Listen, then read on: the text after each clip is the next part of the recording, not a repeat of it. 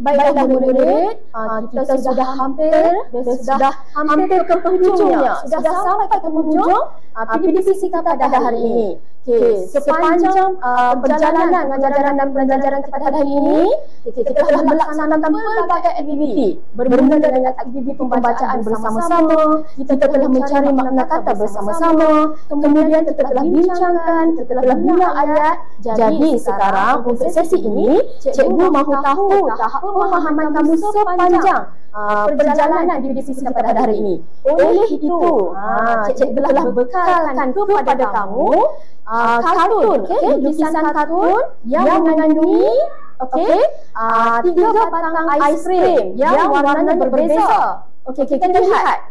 Yang pertama, aiskrim yang berwarna merah. Okey, yang kedua, aiskrim yang berwarna kuning.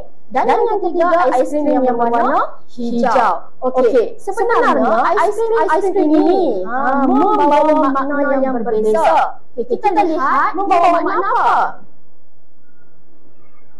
Okey, aiskrim yang berwarna merah bermakna saya masih keliru atau saya tidak faham.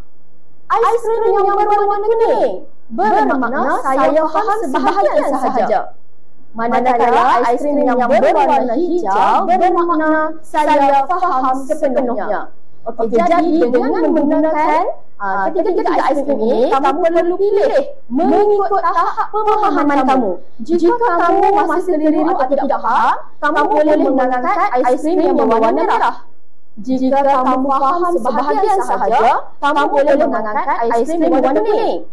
Jika kamu faham sepenuhnya, kamu boleh menggunakan aiskrim yang berwarna hijau. Okey, jelas semua murid? Okey, dalam kiraan 3, kamu boleh menggunakan aiskrim yang menunjukkan tahap pemahaman kamu. 1, 2, 3. Syabas murid-murid, alhamdulillah. Maksudnya kamu semua telah mempelajari sesi pengajaran dan pembelajaran kita pada hari ini, kerana nampaknya semuanya telah mengangkat aiskrim yang berwarna hijau. Maksudnya kamu faham sepenuhnya. Oleh itu, disebabkan kamu semua memahami, cikgu ingin meminta maklum balas ataupun komen daripada kamu, memandangkan kamu sudah fahamkan, kamu menyatakan maklum balas kamu melalui aplikasi Mentimeter. Okey, sekarang setiap bulan ada peran masing-masing, betul? Okey, menggunakan peran tersebut, kamu buka aplikasi Mentimeter, kamu boleh menggunakan pautan yang cikgu berikan, ataupun kamu boleh memasukkan kod yang tera. Okey, kod yang nombor itu 89147836. Okey, apabila kamu memasukkan kod tersebut, kamu boleh menyatakan maklum balas atau komen kamu terhadap PDPC kita pada hari ini. Okey, kita teruskan. Saya rasa semua pulang telah memberikan maklum balas. Ya benar, kita lihat ada beberapa maklum balas yang telah dikemukakan. Mari kita lihat satu persatu. Baiklah. Okey, yang pertama, ada wakil yang menyatakan aktiviti kumpulan memudahkan saya memahami isi sandangan dengan bantuan. Okey, itulah sebab mengapa kita melaksanakan aktiviti secara berkumpulan. Okey, bagus. Okey, seterusnya saya dapat mengetahui makna sesuatu kata dengan tepat. Maksudnya objektif pembelajaran kita hari ini dapat dioleh. Okey, yang seterusnya, kartun aiskrim sangat comel. Okey, lepas ni cikgu buat lagi aktiviti ataupun memberikan alat bantu mengajar yang lebih comel.